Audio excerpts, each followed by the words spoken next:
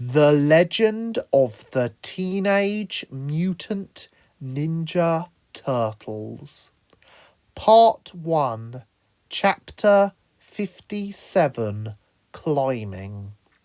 Written and performed by Joseph Chambers and based on the original Teenage Mutant Ninja Turtle comic books created by Kevin Eastman and Peter Laird. How did you set up a working set of monkey bars overnight? April inquired, staring with delight at the sudden apparition of the imposing structure on the dojo floor. I don't know, Splinter yawned, showing all his teeth. All I know is it took me all night. He stretched his arms, bristling his whiskers as he did so. Leonardo, lead your brothers to do something or other. I am done, he said, waving his arms dismissively. Splinter's feet dragged as he slowly slithered to his room. Leonardo stood in front of his class to address them. Okay, one of the great things about hanging or climbing in general is the reliance on upper body strength. After a short demonstration by Leonardo, purely for April's benefit, the boys got to work using momentum to launch themselves from one bar to another quickly enough not to lose any driving force or to fatigue their arms. April tried to do the same and could not hold on. She tried again and again. Each time she did, she fell off almost immediately. She glanced over at the boys. Leonardo was counting something on his fingers and screwing his face up, shaking his head. April thought he was counting how many times she had failed. The truth was he was counting how long he had trained in the last week and figured it was not long enough, which he then dismissed, remembering his father's talk with him. Donatello was picking his fingers, but when he saw she was looking, smiled and waved enthusiastically, grinning like some kind of lunatic. April thought this was his way of patronising her. The truth was, Donnie had thought this was totally normal behaviour and could not tell how awkward it was making April feel. Raphael almost looked embarrassed but gave a half smile when he caught her eye, as if to say, "Keep going, even though I know you won't do any good." The truth was, he was judging himself in his head and not her at the time. Michelangelo was taking pictures with his shell cell. Why? So he could look at them later and laugh? No, he was taking selfies of himself under various filters and wasn't even aware of what April was doing. April felt enormously shamefaced and felt her features grow angrier despite herself. As it turned out, she couldn't do it after all. Why was she even here? She was just disappointing everyone and wasting her and their time. Does someone else want to have a go? I'm not really in the mood anymore. April sighed despairingly.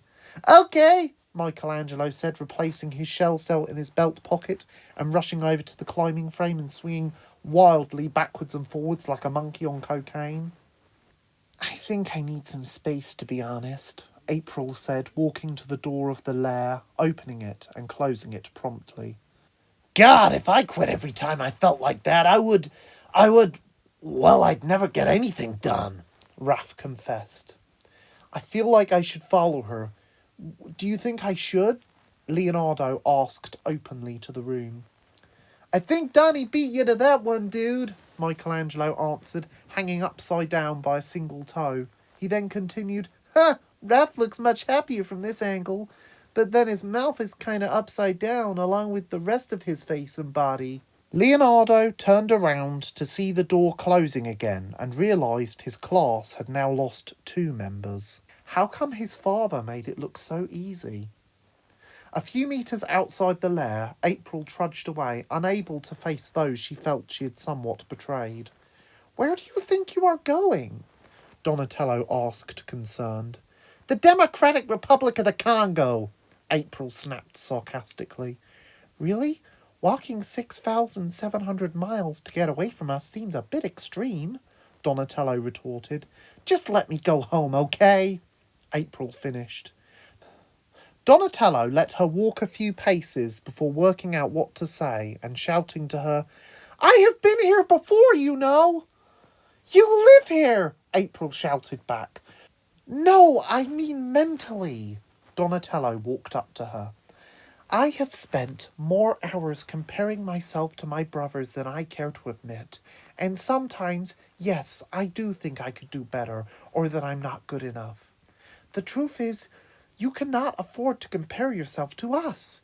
You've had all of 2 months to train, if that, and we've had most of our lives. I really think you need to believe in yourself and just relax into it. Don't try to be like us, because you're not, and you can't expect to be for a very long time. You will get there. All you need is time and patience. I have faith in your talents, and you should too. That was nice and a little demeaning. I don't know whether to kick you really hard, cry, slap, or kiss you for making me feel better whilst kind of insulting me, April said. I know which I would prefer, Donatello commented, letting his mouth work before his brain. April gave him a small smile, as if she was unable to think of another reaction. I mean, well, yes, but not if you don't. Gosh, no, I just want to be. If you did, I wouldn't say no, but that shouldn't change anything if I want you to be comfortable. Donatello stuttered, digging a metaphorical hole and wishing this was his literal grave. Please remain my friend, he shouted to round off this assortment of careless words. April quickly cut him off. Just calm down. You didn't really mean any of that. You told me yourself you don't always think before you speak. And that is not your fault. Your brain is just wired differently. The 2 young people shifted their feet and failed to meet eye contact for a few moments. Then April suggested they go back to the lair and finish their training, and neither could be happier to do so and leave the awkwardness behind them, where for now it belonged.